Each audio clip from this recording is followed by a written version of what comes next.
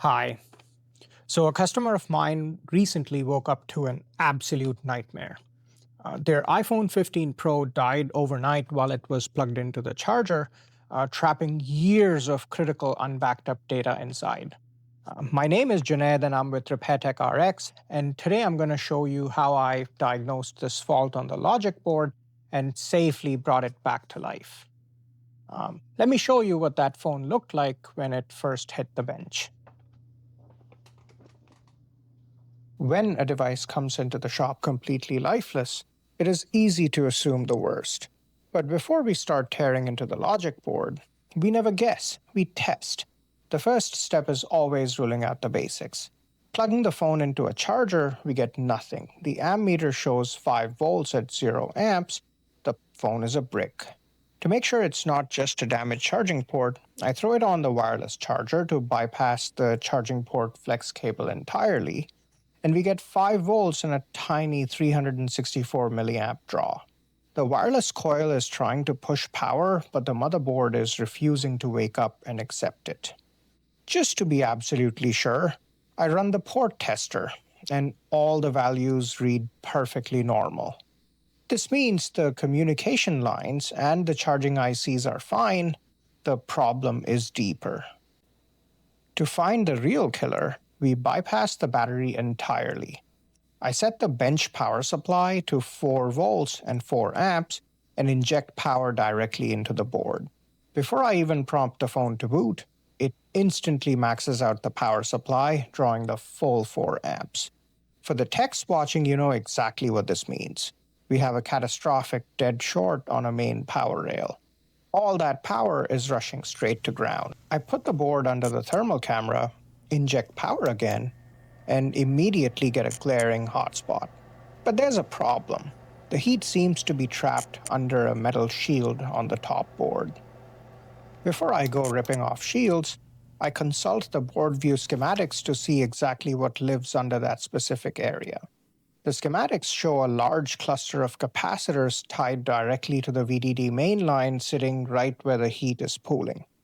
VDD Main is the primary power artery for the entire phone.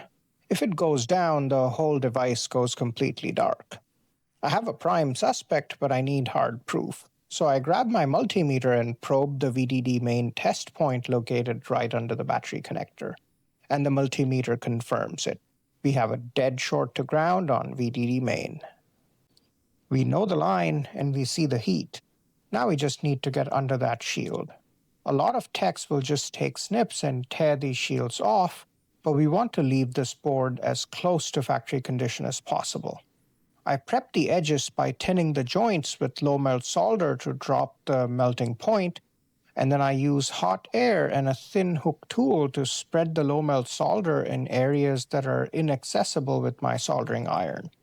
Then using hot air set to 265 degrees Celsius with 80 airflow, I can gently lift the entire shield off in one perfect piece. It is very important that you don't pry or bend the shield when using this technique, otherwise it will not get soldered back on properly. This way, once the data is safe and the board is fixed, I can put the shield right back where it belongs. With the shield safely off, I hook up the power supply and check the thermal camera one more time, hoping to spot a visibly blown capacitor on the top layer. But the thermal camera reveals something else entirely. Every single surface component is completely cold. What we were seeing before was thermal ghosting. The heat isn't coming from the top board, it is radiating up from the bottom layer. The short is buried deep inside the sandwich board, which means it is time to split this phone in half. To reach the bottom layer, I set the board on the preheater at 190 Celsius. That isn't enough to safely melt the interposer, so I supplement with top heat at 350 degrees Celsius at 60 airflow with the nozzle off for a wide spread. Splitting this is a precise stance. Pry too early and you tear microscopic pads and the data is gone forever. Wait too long, you cook the CPU. You have to wait for that perfect liquid surface tension, and the moment it gives, you lift it clean. Now that the sandwich is split, we have access to the hidden internal layers. I inject power directly into the isolated top board and slide it back under the thermal camera. Instantly, we have our smoking gun. With the board separated, the heat signature is unmistakable. A single VDD main capacitor sitting right next to the speaker amplifier lights up like a beacon. One tiny failed component is pulling 4 amps of power straight to ground, holding years of data hostage. We have found the killer. Now we remove it. I bring in my tweezers to snap that shorted capacitor off the board. But as you can see, things get incredibly tight under the microscope. I accidentally bumped the neighboring capacitor and knocked it loose. We'll fix that in a second. But first, I hook the board back up to the bench power supply. I'm not prompting it to boot just yet. I only want to check the standby power. And there it is. 0 amp draw. The catastrophic short is officially cleared. Fantastic. Now technically, because these are parallel filtering capacitors, the phone would boot just fine if I left that pad empty. But I don't believe in leaving a job half done. I grab a donor board and harvest an exact factory original replacement. And then I prep the work area with a little flux and drop the healthy capacitor into place. Now to do that, I first get rid of the broken pads left behind from the failed capacitor, and then I add a little bit of fresh solder to the area and make sure we have a nice area for the new capacitor. While I have the hot air out, I also reseat the neighboring cap I nudged earlier. I flow both of them perfectly back onto their pads so that the circuit is exactly how it came out of the factory. A lot of shops would just leave the missing components, but we want this board to be as stable as possible for the data extraction and future use. With the circuit fully restored, we're finally ready to fuse this sandwich board back together. Before we go through the meticulous process of reballing and fusing the sandwich board, we need to verify the fix. I connect a screen directly to the isolated top board, and I prompt it to boot with my tweezers. And the amp draw is perfect.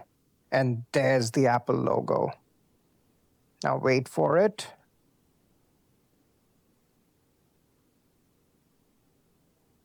The device boots fully, and the short is gone. And most importantly, the customer's data is safe. If a dead device is holding your data hostage, don't panic. We offer mail-in board repair and data recovery for shops and customers all across North America. Check the link on screen to start your case. Now that the data is verified, phase 3 begins, reconstruction. We have to prep these boards to be perfectly fused back together. Apple uses a stubborn high-temperature factory solder that melts at 217 degrees Celsius. So I apply flux and mix in a low-melt solder with my iron, and this drastically drops the overall melting point, making it much safer to remove. Next, I bring in a copper desoldering braid to wick away all the old material.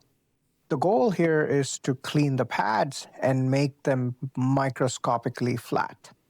When we sandwich these boards back together, even a fraction of a millimeter of leftover solder will cause the top board to sit unevenly.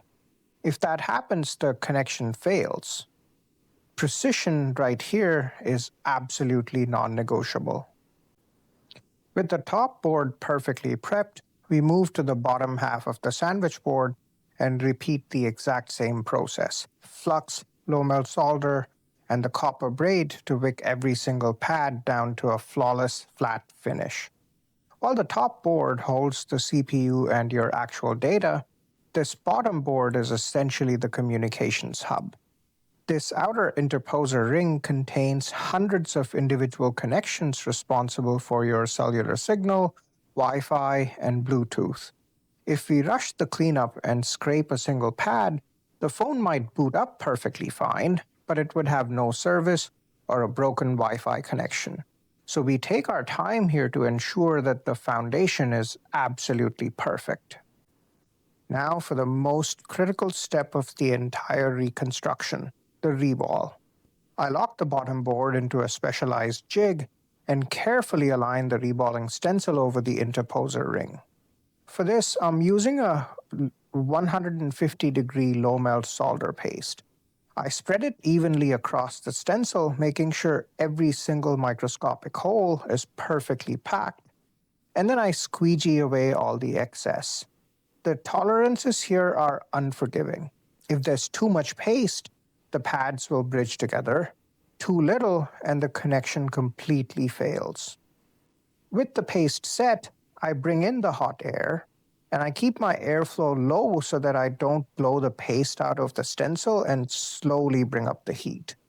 Watch as the dull gray paste hits its melting point and suddenly snaps into hundreds of perfectly uniform, shiny solder spheres.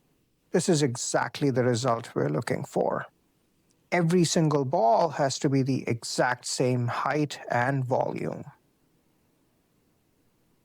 Before we can even think about joining the two halves together, I apply a fresh layer of flux and give the new solder balls one final pass with the hot air.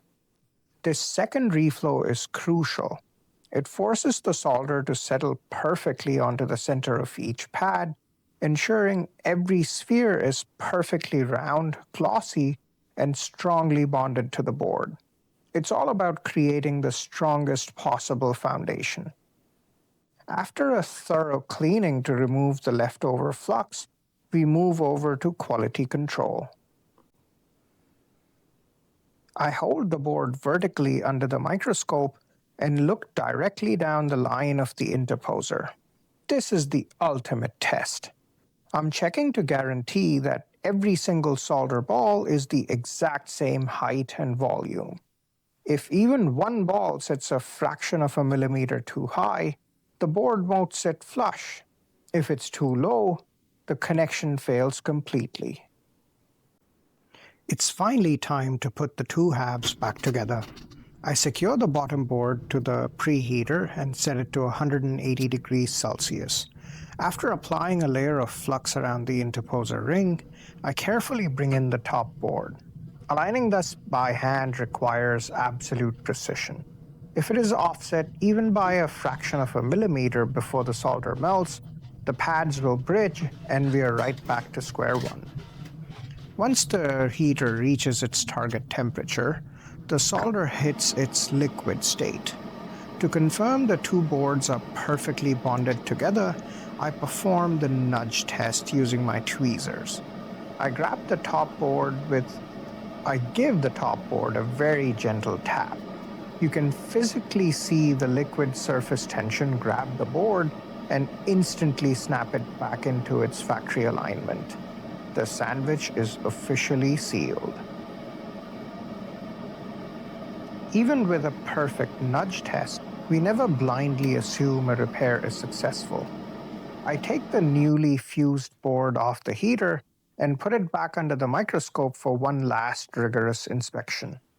I'm scanning the entire perimeter of the interposer ring, checking the tiny gap between the layers. We need absolute certainty that no solder balls squeezed out and bridged together. One microscopic short here could kill the board the second we apply power, and everything looks flawless. With the visual inspection complete, it is time for the moment of truth. Before we put this back into the customer's housing, we must verify that the top and bottom boards are actually communicating. I connect a screen to the freshly fused board, hook it to the DC power supply, and prompt the boot sequence. Right now, my eyes are completely glued to the power supply display. We're looking for the dynamic jumping current draw of a healthy phone waking up.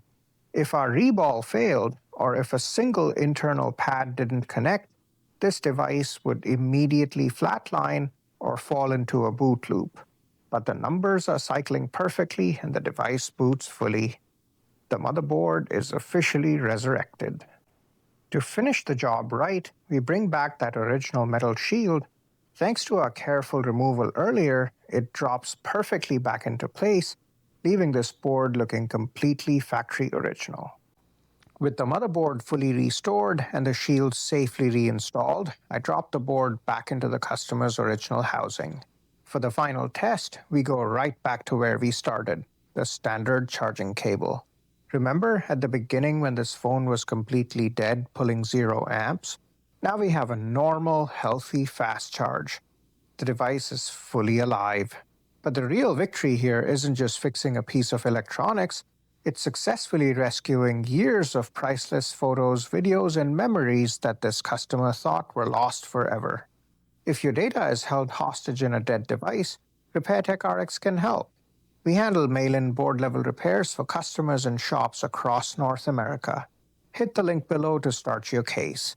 And if you want to see an iPhone 14 Pro Max that was washed in a washing machine, click the video on your screen right now, and I'll see you there.